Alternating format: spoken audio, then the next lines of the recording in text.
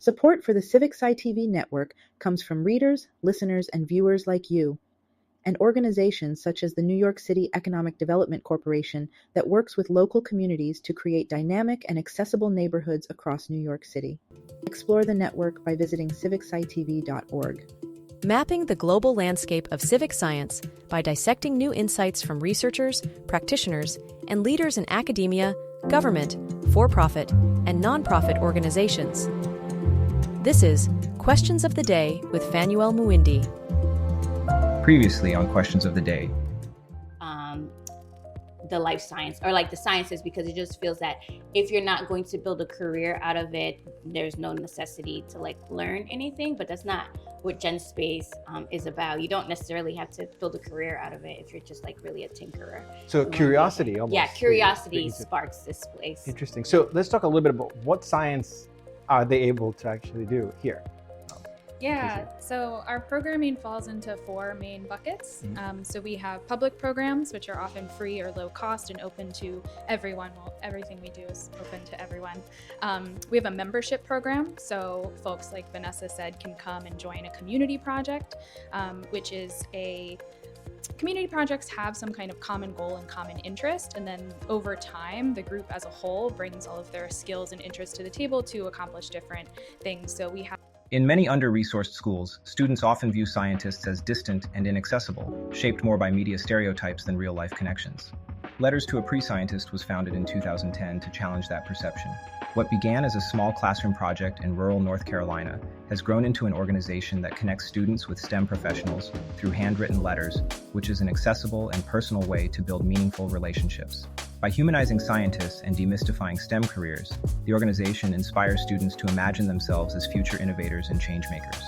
Today, I sit down with the founding Chief Executive Officer, Lucy Madden, in Tacoma Park, Maryland, to discuss the organization's journey from its humble beginnings to its current impact and explore its vision for the future, along with the metrics that reflect its success in empowering the next generation.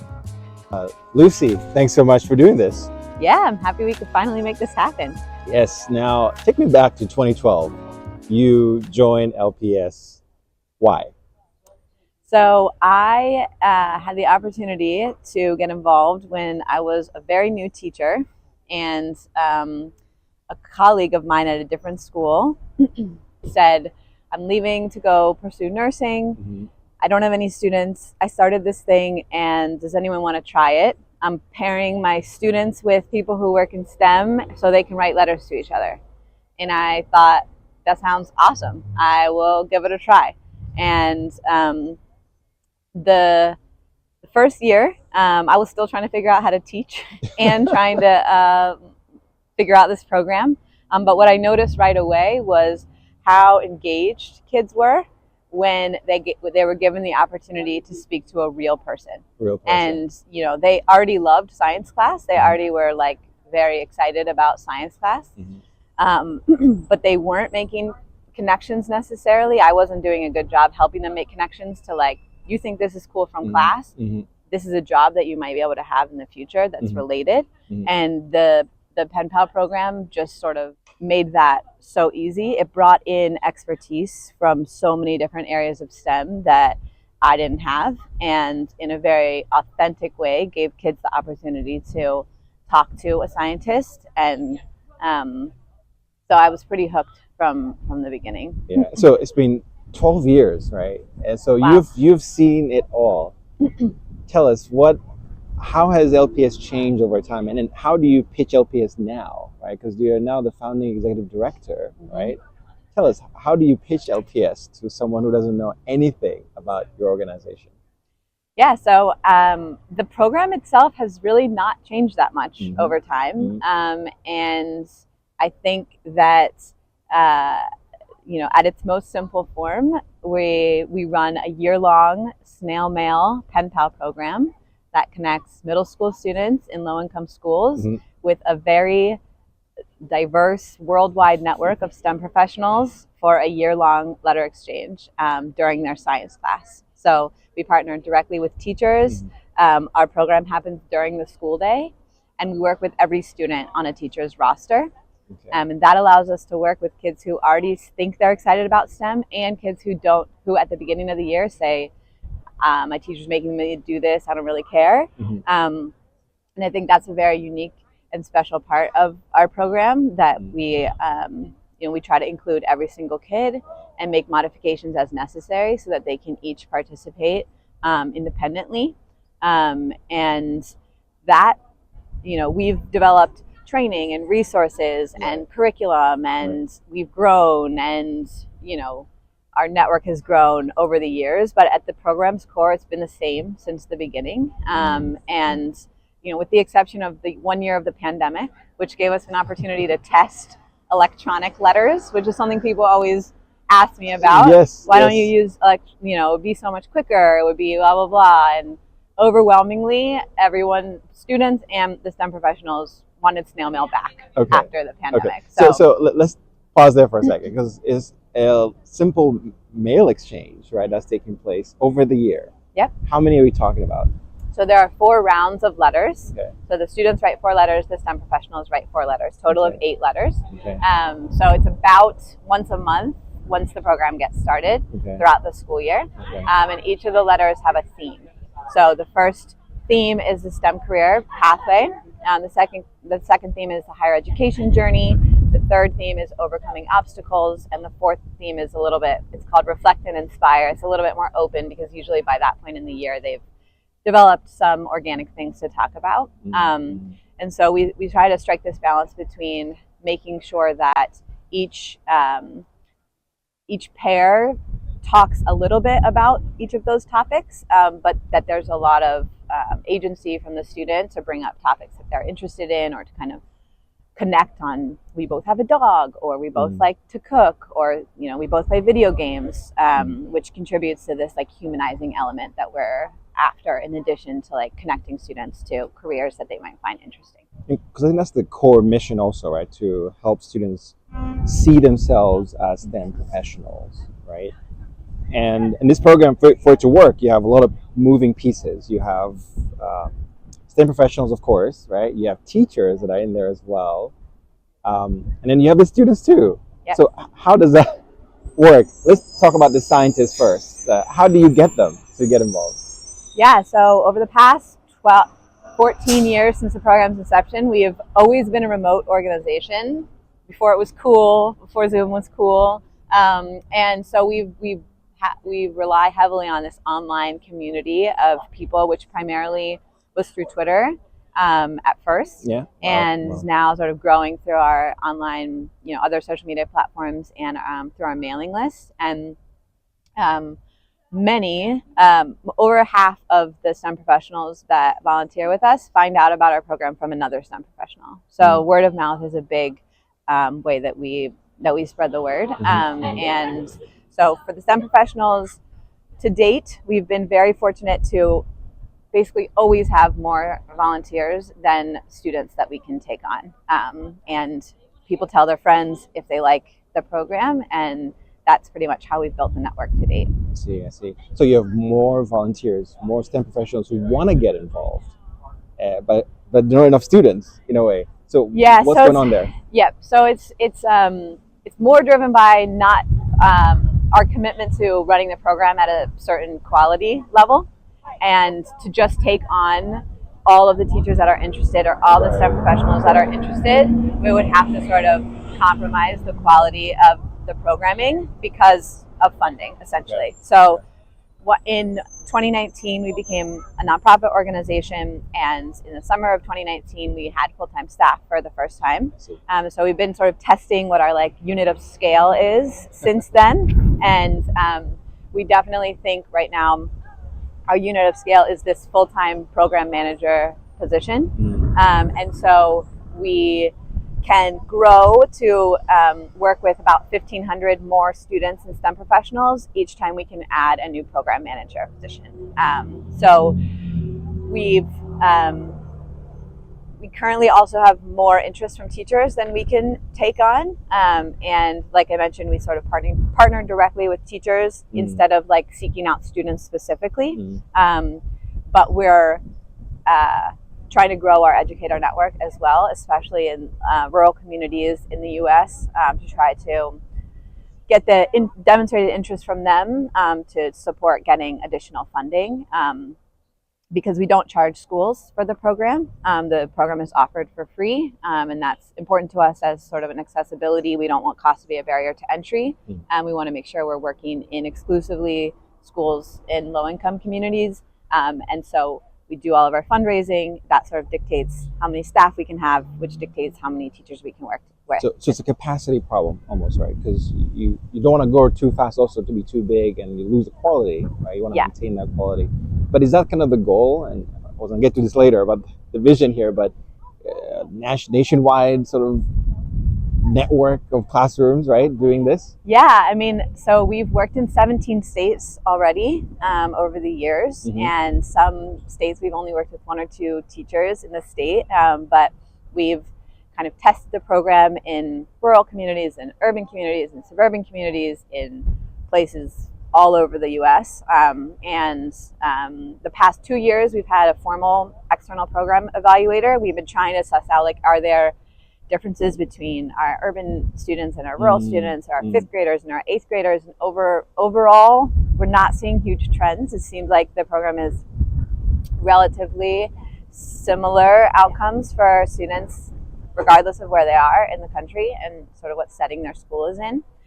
So we're using that information to drive our growth. And this is more anecdotal, but I feel like for our teachers in rural communities, the community of practice that is the professional network of teachers is a really big benefit to them, because often they're the only science teacher at their school. They might be the only school in their district. They might teach all the grades of middle school. So having a community of like 50 other teachers who teach middle school science is a huge benefit. Professional development for the teachers. Yeah, I mean, even if it's not formal professional development, like we have a Slack workspace where they can share resources. We come together so they can get ideas like about implementing the program, but also even beyond that as well. I see.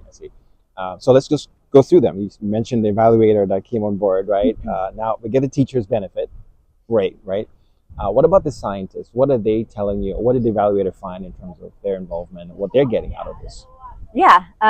So the scientists, I think, don't realize going in how much of a benefit they're going to get to themselves. And it really is a reciprocal relationship where the students are kind of like reinvigorating the scientists and STEM professionals by asking good questions, by forcing the STEM professional to stop and think about questions like what's the big broader societal impact you're hoping to have with your work, and like sort of reminding themselves of that almost sometimes. And to do so in a letter, right? To do so in a letter, to have to write it down, to write take it time down. out, to So there's review no printing. pictures. There's No, there are printing. Okay, you can type or you can write. We don't want kids these days cannot read cursive. So if you can't write in a nice, neat way, we encourage typing, but also so that like they can include pictures and things like that. We open but you got to print it out and you got to put it in an envelope and you got to write the address and you got to put it in the mail. And their address to where? The classroom to the or school. The school? Yeah. Okay, not their home address. No. Everything's funneled through the classroom, so we send the letters to the school. The teacher collects them over a number of weeks. When they have one for everybody, then they have a letter opening party, which is the most fun time of the year. We have seen the photos of this.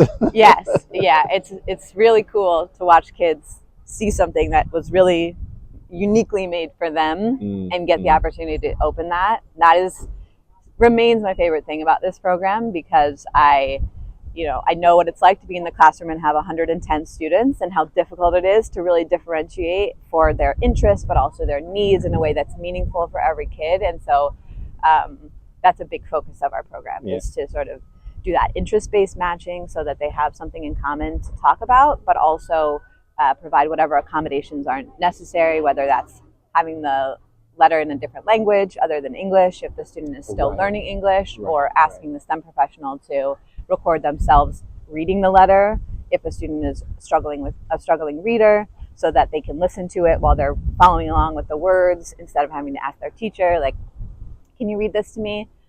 So we've we've worked directly with our teachers over the years to sort of develop a robust set of accommodations that we can make to make sure that every student has the ability to participate independently. Yeah, and participation is, I think, key in this. Okay, so we're getting the picture of the scientists and their benefits.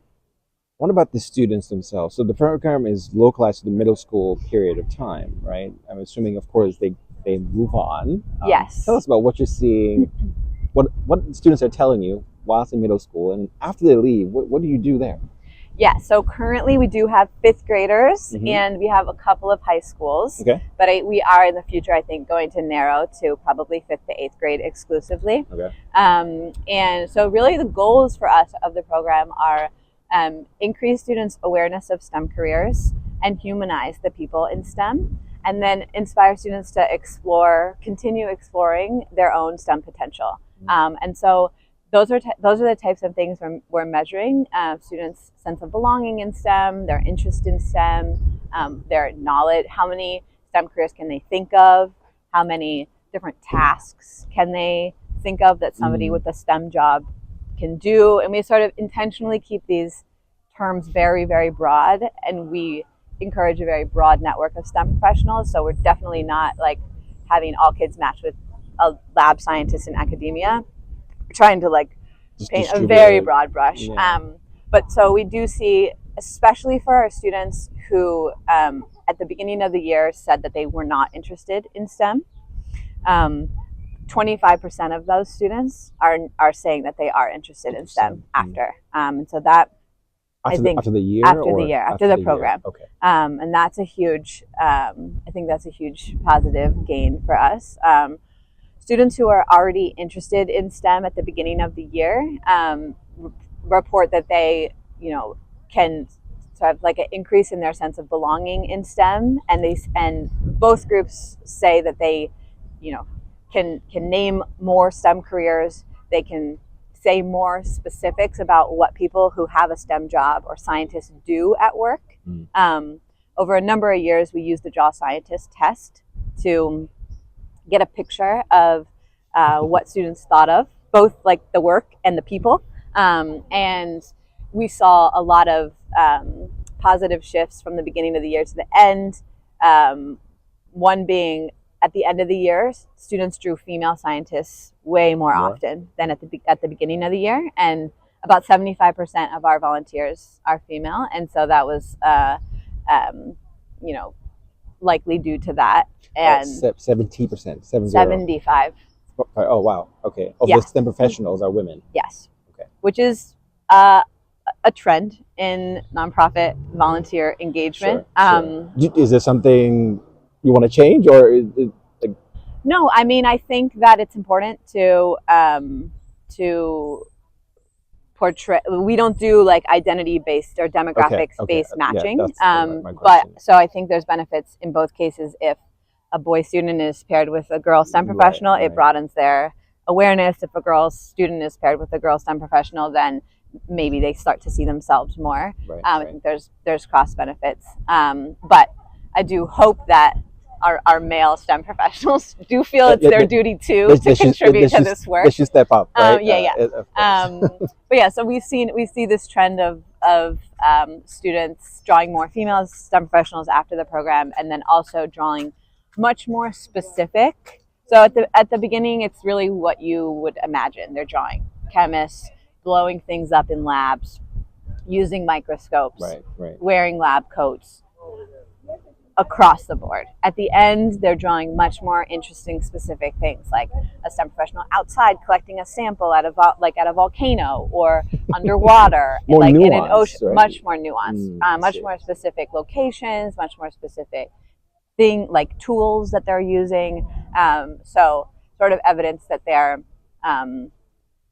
painting a more concrete picture of what it could be like to be a scientist. That's maybe like expanding the mold of what they've seen in movies or things like that. Yeah. So you mentioned evaluator. So do you compare this group, if you go to a classroom or something, or in a school, like those that are an LPS classroom versus a non-LPS classroom? Unfortunately, not right now. Not yet. Yeah. Okay, we used to do that, and then with the data privacy stuff, because our kids are so young, it just became really challenging to be able to collect any data on students that we didn't have permission slips for the program.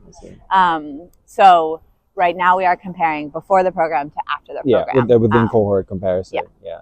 So is there a favorite metric from everything you're tracking? Because you're tracking a lot from what I've gathered and I've seen online and so forth. Is there something that you, when you go to bed at night, you're thinking about a lot of, or at work also? Yeah, I mean, I think that the piece of our model that is really special is this humanizing piece. Okay. I think that I hear all the time from teachers, from STEM professionals, from students that like the surprise to learn that like my STEM professional has a dog, or like plays video games just like me, or like likes the same sports team as me, or like, you know, has the same other hobby as me. And like that paired with like the roundabout overcoming obstacles, which asks the STEM professional to sort of like tell a story about a time when they had to overcome a personal or a professional obstacle, and sort of like what their agency was and what they learned from the situation. And then we asked the students to do the same thing. And this sort of like organic connection piece around interests paired with this like realization that somebody who they might think is just this like very successful person who didn't have to go through anything to get to where they are, reading their stories about things that they've overcome, I think really humanizes the people in STEM, and that makes them feel less other to the student. Yeah. So how do you measure that? Is there like what is there a metric then out of that? Yeah, I mean, we're definitely we're iterating on our program evaluation because I think in the past we were asking too broad of questions that had like too many confounding variables with just like school. So like we're kind of competing with like we've got to remove the teacher's effect and the school's effect. Yeah, because there's other things happening. Of course, tons of stuff. And and so you know, the questions around like can people like me work in STEM? Could I work in STEM someday? Could anyone work in STEM someday? Like those types of questions, we ask them those on the beginning and the end of the year. And so seeing the change in like students who report that like anyone can work in STEM at the end of the year compared to the beginning of the year are sort of the indicators that we're using to measure that humanizing piece. Yeah, I think there's so much in there that you can tease apart operationally, right? And then thinking impact-wise more broadly. After they leave, do you track them? We do not. Okay. Do you want to? In an ideal world, sure. The reality of working in schools with really young kids is that, and especially in states like California that have really strict student data privacy laws, is that if we want to remain within the school day, which we do, it's very difficult to get a district to give you access to their students for like any longer than you absolutely need to. And so we've, again, sort of like very intentionally tried to make the barrier to entry for schools pretty low. And in that way, we collect like the minimum amount of data we need about the students and get the minimum access to their, you know, data. And so I think it would be a challenging endeavor. We don't have their direct contact information. All of our contact goes through the teacher at the school. And so, you know, we have one of our teachers who's been with us since I was in the classroom. So, sorry. Over a number of years, he just told me that he teaches 6th grade. He just told me that a high schooler came back to visit him at school and told him that he still had all of his letters from the 6th grade pen pal program. And actually, that's the question I was thinking about. They get to keep the letters, right? And I'm assuming a binder of some kind, we reread over and over.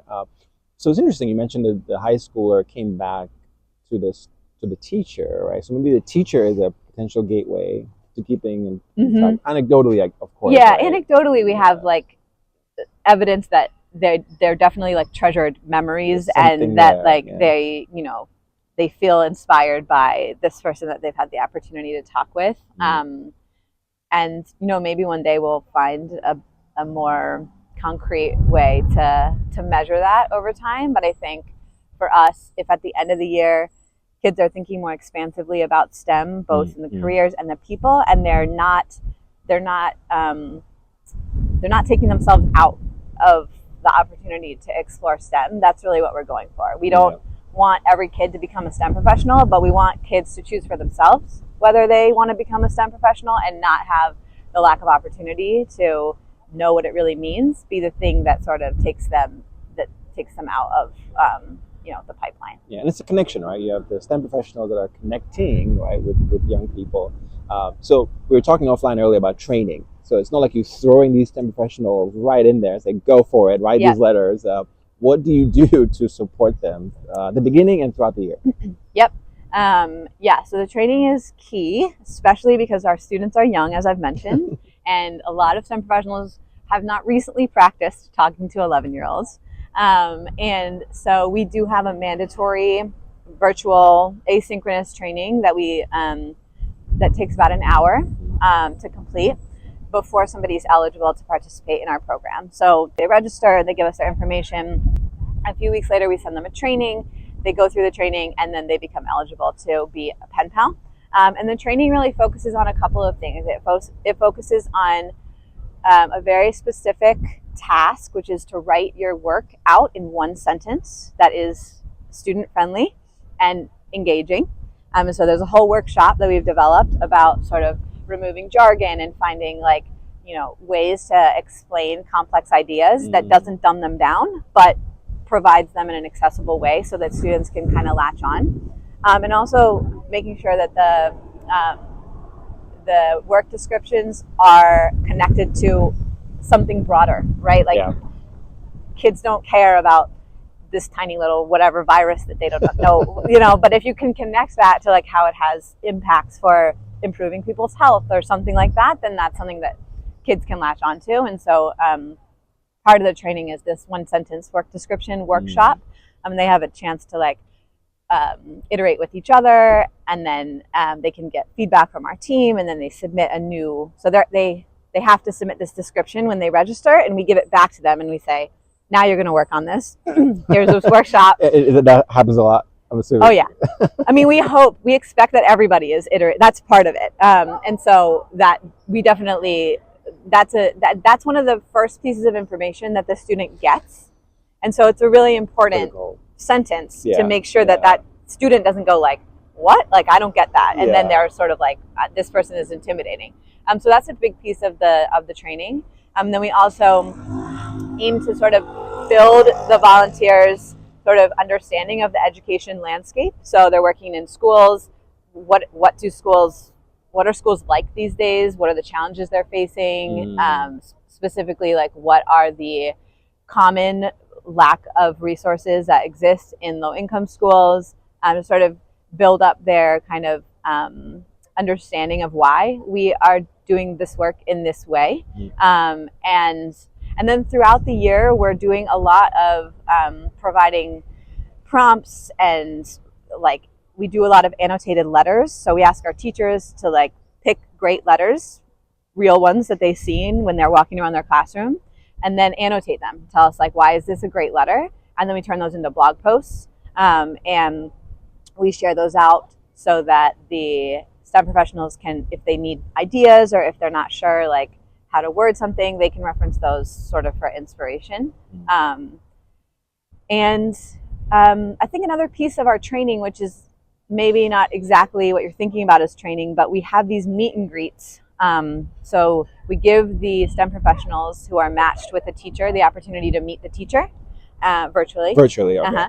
And learn about the community and the school where their student attends. And so we ask the teacher to sort of talk about, what do kids like these days? This is a big question, right? We don't know if we're not, it changes fast. And it's important. Those pieces of connection are important for the foundation of being able to access other stuff, right? And so knowing, what the cool video games are and whether kids are still into TikTok and stuff like that is important. And also knowing what are the topics that they're going to be learning this year in science class, and have they had science class before? So having a context of what is the foundation of science education that these kids are entering the program with, to understand what they might already know about and what they might be sort of starting at a baseline. And then, giving the STEM professionals the opportunity to ask the teacher any questions to sort of give them, a lens into the community in the classroom that they're working in. Right, yeah. Because I think you mentioned earlier the broader impacts, right? Scientists are surprised when they're doing this, right? They have to practice communicating their work, right, to young people like this. I wonder if you can share more. What's been the most surprising thing a scientist has told you from their participation, if you can recall? Surprising or most memorable thing, maybe, perhaps, that you've heard. And I will add that there's a lot of nice anecdotes on the website, quotes that you put up there. From professionals. I think the most surprising thing. I think it's there's nothing specific coming to my mind, but I think this idea of like the feeling personally reinvigorated in your own career as a result of this sort of simple program of hearing from a 11-year-old wow, that's cool. Having an 11-year-old tell you that your work is cool and that sounds important, and that experience is transformative for that STEM professional to continue, being really engaged in their own work is, I think, really important. Another thing we find our STEM professionals benefit from the program is that they do say that they're better at communicating their research or their work after our program compared to before, which hopefully. And that's retrospective, or are you doing pre-post? Yeah. Or are you looking back? We're looking pre-post. So we'll ask them how comfortable are you at the beginning of the year and then at the end of the year. And we see a shift of that they're more comfortable after. So I think that's maybe a little bit more expected as they're practicing, writing out their research and whatever, and reviewing their journey. But I think this piece around I feel more inspired myself from engaging with an 11-year-old is maybe more meaningful for their long-term ability to stay involved and engaged in their career. Right. So it's surprising themes that are coming out of this. And you mentioned earlier offline that one of the benefits from people participating in this, it's them staying in the training, at least, right? That they stay put. They will stay through with the program all the way to the end. So you don't get people sort of falling off midway, because there's a whole year.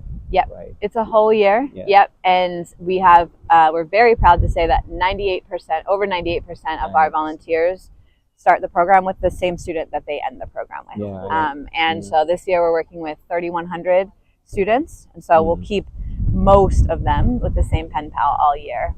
So there's something there, right? That I think that it's this low impact, a low time commitment, but high impact combination. Yeah. So we're not asking come mentor the student in person every week. Right. But we're also not saying go do a demo one day and be done with it. It's it's sort of somewhere in the middle, right? Because you're getting this individual connection with one student. Right. And, but it's also 4 times a year you're asked to sort of read and respond to a letter.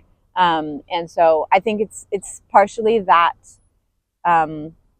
unique combination of the volunteer opportunity. And then I think it's partially the training has, once we implemented the training, it was probably 5 years ago now, the people who signed up because they thought it was kind of cool, but they didn't actually have the time, dropped out and never got matched. And then what we were left with people who were willing to give us 1 hour to learn more about our program, and then they had the opportunity to be paired with a student, and they stayed for the whole year. So let's take a walk. Yeah. Okay. Don't go away. Lucy and I take a walk and discuss her experience as an inaugural Science Sandbox Fellow. We delve into how this opportunity allowed her to step back from the daily grind to reflect on the unique strengths of Letters to a Pre-Scientist and chart its future. Problem: you're doing cutting-edge research that the public doesn't understand. You're incredibly busy, and outreach takes a lot of time. The solution: Galactic Polymath, an education studio that helps you connect to the most important audience for growing STEM literacy, K-12 classrooms. So, how do we connect your research to the classroom? At Galactic Polymath, we create beautiful visuals to communicate your science,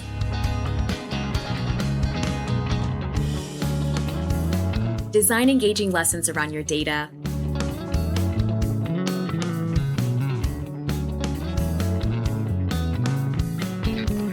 analyze our data and find out for yourself, align to teacher standards and practices, help you complete outreach on a funded grant, and win grants by having stellar broader impacts, ultimately simplifying your outreach efforts.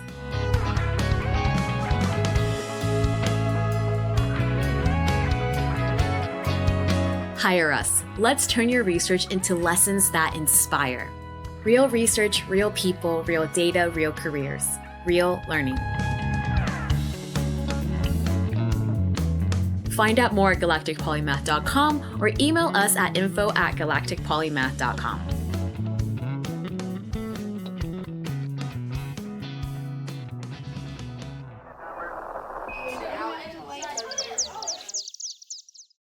So you were recently selected as one of the inaugural Science Sandbox Fellows, right? And that program focuses a lot on capacity building, right? Yep. So tell us about that. What did that do to LPS to prepare it for the future? Yeah, it was an incredible experience, and in part because the other fellows were incredible peers to be learning alongside, Yep. and the facilitators were very thoughtful, very responsive, and it was an opportunity to just step out of the day-to-day and really like think and talk more about what's next for us in a way that I just don't get that opportunity very often with like a small staff and being very kind of program focused. And so we talked a lot about strategic clarity. Something that I wrestled with a lot was feeling like we started a program and now we're founding an organization in that order, which feels kind of backwards. But I really got the chance to explore and think about what makes the program, like what are the most important components that need to remain as we grow, and what other opportunities might we have to add our unique value to tackling kind of the problem of kids not having a good science education and therefore not getting opportunities to explore STEM careers. And so for me, the peer learning group was huge. The opportunity to go through and think bigger picture about the program's growth, but also like what might be next for the organization beyond the program, and we didn't like get full clarity on that, but there was a lot of thinking progress, which as a very small organization, it was a big luxury. Yeah, I think for viewers probably wondering, other orgs, right, are thinking like how do you sustain, right, when you start something, how do you make it sustainable? And that sounds like this program gave you time and space to really think about this in company of other amazing founders, right, that are also trying to do the same thing. Yeah. So what was the main thing that you learned from this that you've imparted onto LPS? I'm assuming you learned a lot, but is there something that kind of gets to the top? Yeah, I mean, I think that it helped me identify our strengths and identify what is truly unique, like where we really can provide unique value. To chip away at this like very complex problem, societal level problem. And I think for us that is really honing in on middle school, which is like sort of a place some people don't want to go. They remember their own middle school and they're like, maybe high school or maybe elementary school. But also like being inside the classroom, being in the school day, I think is a unique model. It's not the it's not the easiest model, but I think it gives us the opportunity to make an impact. It gives us the opportunity to reach students who are most often left out of opportunity. And so I think we have some what I realize is that we have demonstrated that that's possible. It's possible to work inside the school day and have like what a lot of people would think of initially as like an informal science learning opportunity. But that it can take place. We can partner directly with teachers. It works on a national scale. Like we don't see big differences between our students in rural communities and our students in urban communities and our students in California compared to our students in Iowa. Like we're not seeing, like the model seems to work. And so I think that was the biggest learning for me, was figuring out like, what is our unique value that we bring and how do we start to expand on it and replicate it? And it sounds like you can turbocharge this also by partnering with others, right? Because LPS is doing something very unique, right? And I'm not hearing you say, tell me if I'm wrong, that, oh, LPS is the way, right? The only way to have students engage in STEM. You're saying it's actually an add-on. It's part of a toolkit, right? That you can then provide to a student in addition to other things that are available. Is that your vision, kind of like thinking around this with LPS? Yeah, I mean, I think that we imagine being like a driver of resources into the science classroom. Okay. And so, you know, right now, LPS requires a sort of extremely highly engaged teacher to implement it. And the reality is that many low-income schools, there is no science teacher who we would pick to do LPS. And so we sort of need to think about how, like, what other ways we can be driving resources into middle school classrooms that are not contingent upon this thing, which we know is way too rare. And so I think as we grow, we're highly aware that like one interaction with a pen pal is not likely to be the only thing needed to like propel someone to a STEM career, but we are thinking about ways that the STEM sector's sort of time, talent, and treasure can be like driven directly into schools where we are already requiring kids be, and improve the quality of the instruction that they're receiving right in school, because we believe that sort of the combination, like we have lots of evidence that kids love science class, and when it's paired with meaningful, like relatable experiences, that those are the types of things that are going to move the needle for that student and, you know, encourage them to persist in the next, you know, when they leave middle school or whatever. Yeah, no, man, we've explored so many topics, Lucy, and I feel like we can just keep on talking, and we will, because there's so much you're learning. I think this is the key for me that I love doing this, is you're learning so much, and we're trying to think about how do we communicate this to others, right? So my question to you now is, what's your advice for those who are building organizations like yours? They may watch this and say, I want to partner with you. How do I do that, right? So what do you tell people who are doing that? I think my advice, my experience has been that getting a high level of clarity on the thing that we do, like we run one program, and over the last decade, we still just run one program. And so for me, that has allowed us to go pretty deep in understanding what makes the program, what are the systems needed behind the scenes to make the program run effectively, what is the funding needed to sustain the program. And so I think that